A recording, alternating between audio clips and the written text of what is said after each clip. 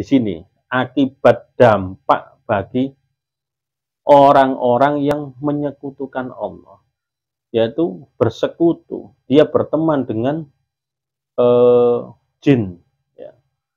Ilmu kekebalan, ilmu apa namanya istilahnya untuk kekayaan, penumbalan, ditumbal, mencari tumbal. Dampaknya apa akhirnya?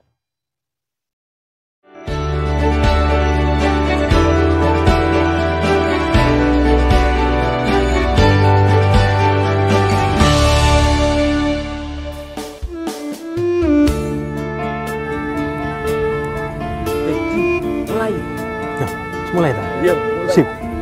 Bismillahirrahmanirrahim. Assalamualaikum warahmatullahi wabarakatuh. Jangan lupa like, comment, and share, apalagi subscribe. Dukung terus channel kami Riza Manisi supaya kedepannya agar lebih baik lagi.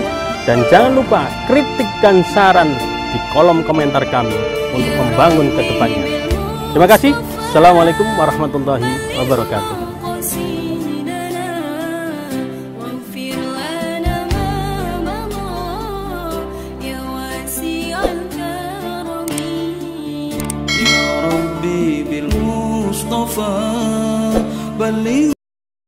Bismillahirrahmanirrahim. Assalamualaikum warahmatullahi wabarakatuh.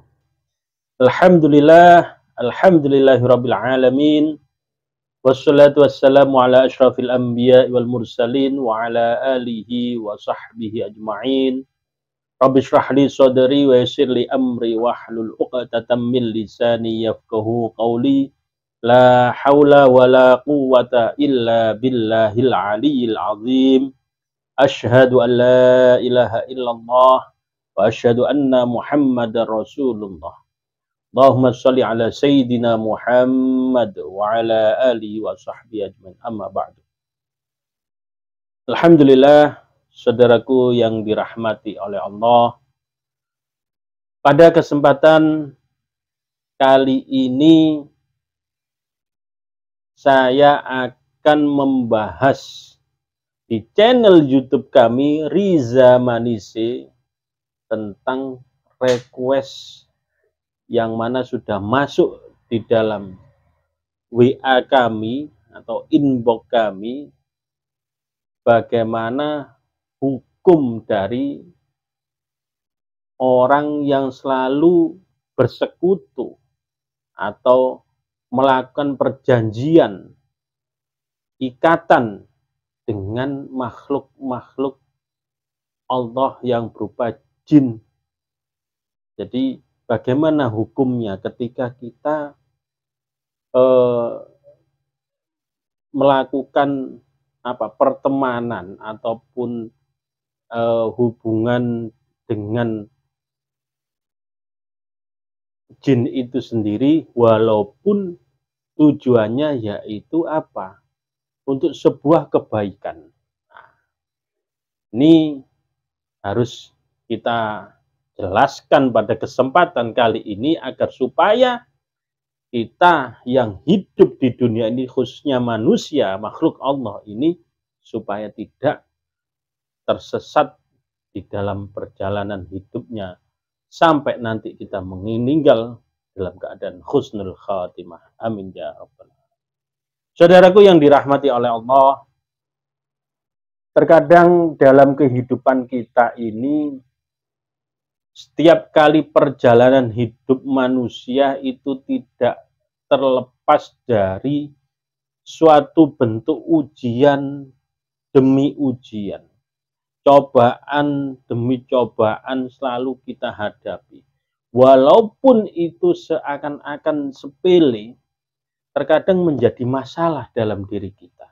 Itulah tandanya, salah satu cirinya Allah itu cinta terhadap hambanya, yaitu diberikanlah satu cobaan dalam diri seorang hamba tersebut.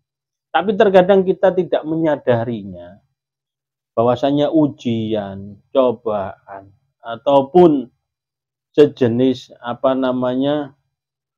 beban yang diberikan kepada diri kita ini menjadi apa? Beban hidup menjadi apa? Sesuatu yang seakan-akan Allah itu tidak sayang hambanya dengan bentuk ujian yang diberikan kepada diri kita.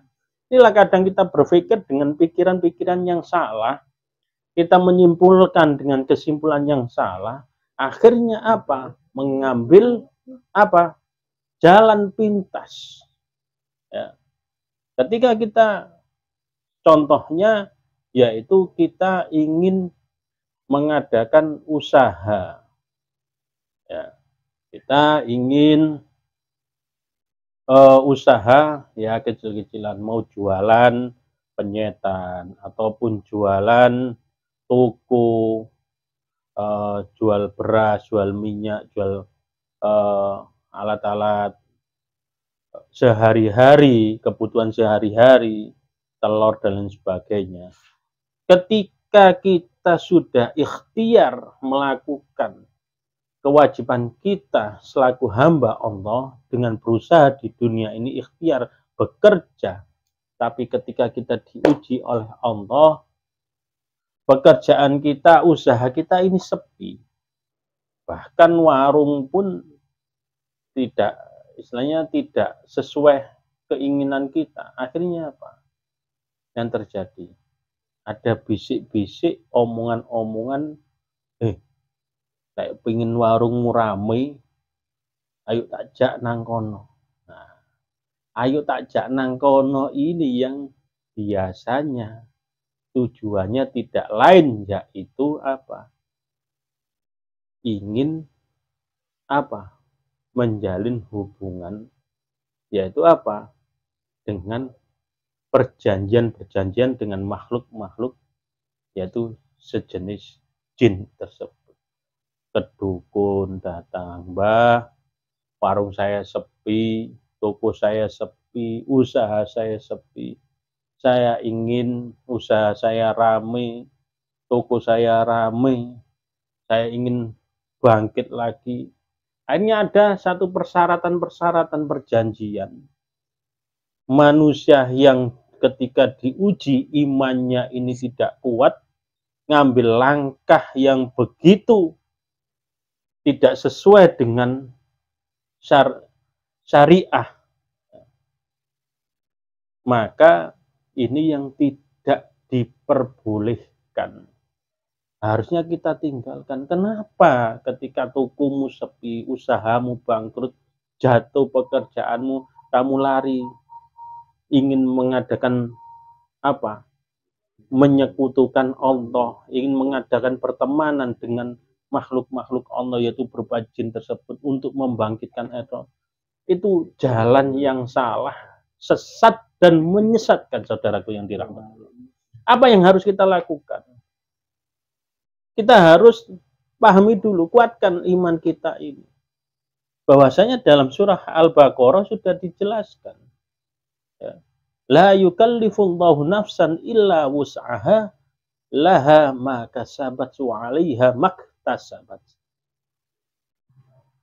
Allah tidak akan membebani seseorang melainkan sesuai dengan kesanggupannya. Ujian apapun yang diberikan kepada kita, bentuk apapun masalah yang kita hadapi, itu Allah sudah mengukur bahwasannya diri kita ini pasti mampu melewatinya. Oleh karena itu apa? Harus kita berpikir positif kepada Allah. Pasti ada jalan keluar. Bagaimana untuk menyelesaikan masalah itu? Jangan kita lari ke dukun, jangan kita lari ke orang-orang pintar. Yang mana ini akan menjadikan kita syirik, ya. Menjadikan kita ini melakukan hubungan pertemanan dengan jin-jin tersebut yang menjadi suruhan oleh si dukun atau si paranormal tersebut. Kita gawani iki wis TKN atau pendemen nang ngarep omamu, pendemen TKN nang tokomu, tak gawani iki wis insyaallah rame. Nah, tak gawani iki ini yang harus kita ketahui, apa yang dibawakan, apa yang dititipkan kepada diri kita. Kalau itu bentuknya jin, ada perjanjian, apalagi apa namanya istilahnya, harus ada tumbal yang kita berikan sebagai timbal balik warung kita rame, maka sebulan sekali atau pada malam satu suro atau pada malam bulan purnama kita harus mencari tumbal untuk kembali apa supaya toko kita rame. Naudzubillah summa naudzubillah. Ya. Segala sesuatu harus kita kembali kepada Allah. Fafiru ilallah, fafiru ilallah. Maka larilah kamu kembali kepada Allah Subhanahu wa taala. Apalagi sekarang ini rame-ramenya lembaga pendidikan untuk merekrut murid sebanyak-banyaknya. Bagaimana caranya kuota kelas ini sampai tercukupi dengan keadaan seperti ini? Banyak cara yang dilakukan, akhirnya apa? Mengundang dukun, mengundang paranormal untuk datang. Akhirnya ditumbali apa? Pakai darah, pakai kepala bangkai ayam untuk ditanam di situ, ayam cemani ataupun kepala kambing untuk tanam di situ. Ini hal-hal seperti ini nanti pasti hubungannya dengan jin itu sendiri, makhluk Allah itu berupa jin itu sendiri. Karena apa? Mereka suka dengan makanan-makanan bangkai darah yang diberikan sebagai tumbal, ya, motong ayam untuk apa? Darahnya tadi dipersembahkan untuk jin tersebut agar supaya apa? Ada hubungan timbal balik, cek rame, cek tambah teko. Banyak muridnya, banyak mahasiswanya, banyak. Ini akan menjadi pembodohan dan penyesatan dalam diri kita sendiri. Ya. Dan itu diwujudkan memangnya dan terjadi akhirnya apa? Semakin kita tersesat, semakin kita tersesat, lupa dengan Allah, lupa dengan kalimat iyyaka na'budu wa iyyaka nasta'in. Ya Allah, iyyaka na'budu, kepada Engkaulah aku menyembah ya Allah, wa iyyaka nasta'in, dan kepadamu ya Allah aku meminta pertolongan ya Allah. Hanya kepada Allah, tidak ada selain Allah yang bisa menolong diri kita. Segala sesuatu apapun kita minta kepada Allah dengan sholat malam kita, sholat hajat kita, zikir wirid kita, tawasul kita, untuk apa? Membawa doa-doa kita nanti secepatnya sampai kepada Allah. Saudaraku yang dirahmati oleh Allah, inilah yang harus kita jauhi. Jangan pernah atau mudah-mudah kita mempercayai adanya kekuatan di atas kekuatannya Allah. Saya yakin bahwasanya umpama ini sebuah keris, wah, keris ini ada khodamnya, khodamnya ini bisa membantu nanti apa? Pekerjaan kamu, taruh di atas apa tempat usaha kamu, nanti bisa ramai dan sebagainya. Ada lagi nanti apa wujudnya sikap ataupun raja-raja, ini taruh. Jangan sampai kita masuk ke dalam sampai meyakini begitu luar biasa. Wow, Pak, kok sekarang sudah ramai usahanya, nggak seperti dulu, beda kelihatan. Oh ya, sini saya bilang, aku lihat mbah kono digawani iki keris iki, alhamdulillah rame. Loh, lali Gusti Allah nih, seakan-akan keris apapun bentuknya yang dibabalkan itulah yang menjadi perubahan dalam diri atau ekonomi seseorang. Oh ya, polai kok tak aku nang kono terus digawani iki. Sama halnya dengan apa? Sekarang ramai dengan kekebalan, menunjukkan dirinya kebal. Hakul yakin saya pernah mempunyai pasien di sini. Akibat dampak bagi orang-orang yang menyekutukan Allah, yaitu bersekutu, dia berteman dengan jin, ya. Ilmu kekebalan, ilmu apa namanya istilahnya untuk kekayaan, penumbalan, ditumbal, mencari tumbal. Dampaknya apa akhirnya? Dampak paling fatal, saya pernah memiliki pasien dia pasang susuk. Satu dia pasang susuk, akhirnya akibatnya apa? Untuk kecantikan, kalau untuk wanita dunia malam itu supaya cepat laku, ya, atau tempat-tempat hiburan supaya istilahnya dia meraup uang yang begitu banyak, akhirnya ambil jalan pintas. Dampak paling fatal apa? Ketika dia sudah tidak mampu lagi mengendalikan apa yang menjadi gawani teko mbah ini, ya, gawani teko dukun ini, wis gak diramut, akhirnya apa? Ketika sudah menjelang ajal, kebanyakan di sini sulit untuk meninggal dunia. Isoke mek kelap-kelip matanya, ya. Hanya bisa, nggak bisa apa-apa sudah. Karena nggak bisa melepaskan apa yang menjadi laku dia, apa yang menjadi yang dipasangkan ke dalam diri dia tadi. Susuk itu mah gak iso metu. Ya, itu. Ada lagi saya punya pasien, dia punya ilmu kekebalan. Ini murni, saya pun heran. Ketika saya datang ke rumahnya, bahwa ruangan itu sudah berbeda, panas. Padahal ada kipas angin, bukan AC tapi kipas angin. Hawanya panas, beda. Ketika saya tanya, saya lihat, oh Bapak ini pernah melakukan satu amalan ilmu ini Bapak. Akhirnya dia mengakui, iya saya dulu pernah mengakui, menjalani ilmu kekebalan. Akhirnya apa? Ketika pengakuan tersebut, kita ruqyah, kita bersihkan, apa yang terjadi di situ? Ya. Jadi selama di akhir hayatnya beliau ini, dia merasakan panas dalam dirinya, padahal orang-orang sekitar tidak merasakan apa-apa. Panas, panas. Yang keluar apa?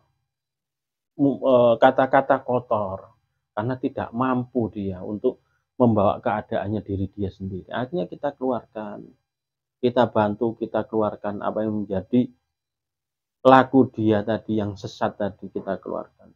Apa yang terjadi? 1-2 hari meninggal dunia. Inilah yang akhirnya di akhir ujung-ujung nanti kita nanti dirugikan. Itu masih di duniawi, apalagi urusan akhirat nanti. Orang yang bersekutu dengan jin, orang yang selalu meyakini jin itu bisa membantu diri dia, maka nanti ketika di akhirat dia termasuk orang-orang yang syirik, musyrik kepada Allah, maka jatuhnya yaitu pastinya letaknya di neraka.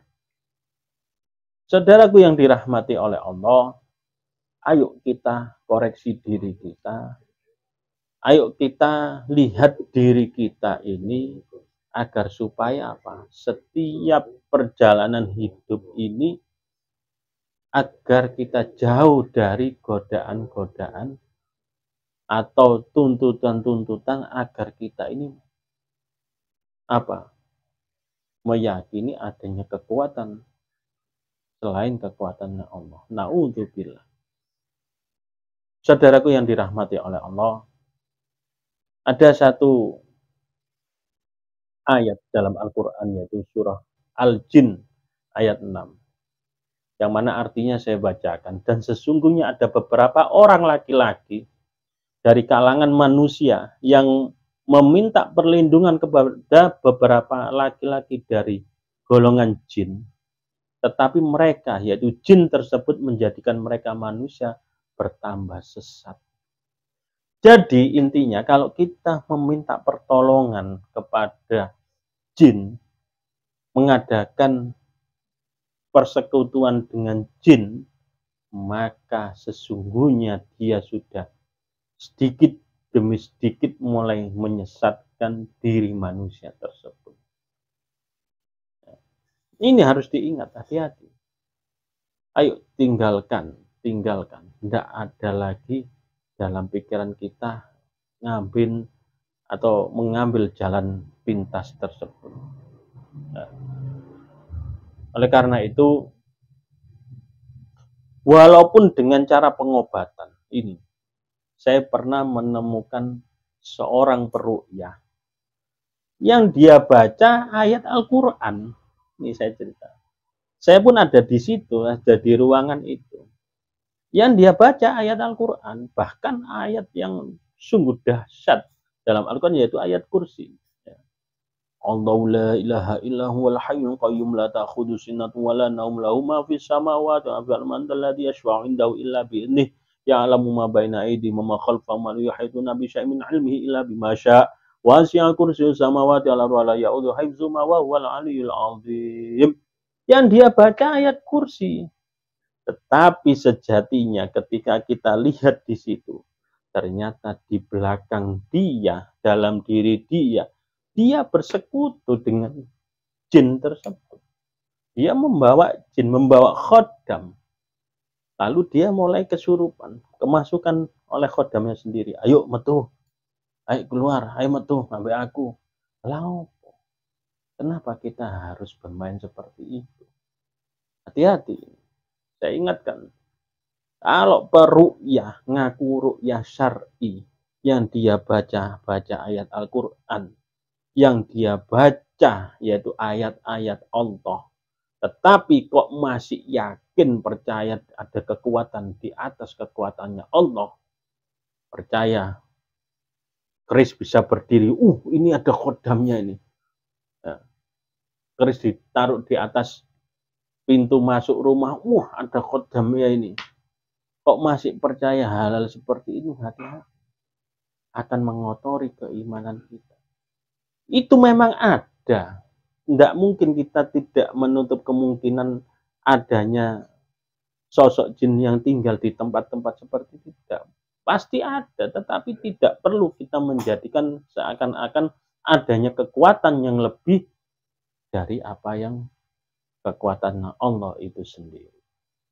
Saudaraku yang dirahmati oleh Allah, terakhir saya ingatkan, ya, apapun bentuk ujian kita, sakit kita, usaha kita jatuh, dagang kita hancur, sekolahan, tempat-tempat usaha kita semakin hari semakin berkurang, muridnya semakin berkurang.